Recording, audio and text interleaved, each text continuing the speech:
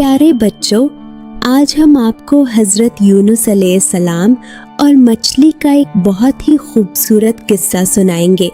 क्या आप तैयार हैं? हज़रत यूनुस अलैहिस्सलाम को अल्लाह ताला ने नैनवा के लोगों की हिदायत के लिए भेजा था। आपने उन्हें बहुत समझाया लेकिन वो ना माने। फिर एक दिन आप नीनवा से निकलकर एक कश्ती में सवार हो गए। समंदर बहुत बड़ा और गहरा था। अचानक समंदर में एक बहुत बड़ा तूफान आ गया। कश्ती हिचकोले खाने लगी और सब लोग डर गए। अल्लाह के हुक्म से एक बहुत बड़ी मछली आई और उसने हज़रत यूनुस अलैहिस्सलाम को निगल लिया। मछली के पेट में बहुत अंधेरा था।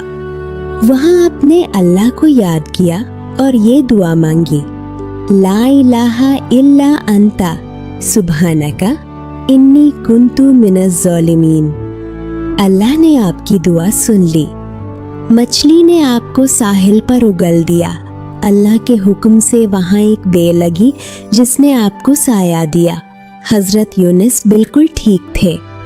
तो बच्चों, हमें इस किस्से से ये सबक मिलता है कि अल्लाह हमेशा हमारी दुआ सुनता है। अगली बार एक और प्यारी कहानी के साथ मिलेंगे। अल्लाह हाफिज़।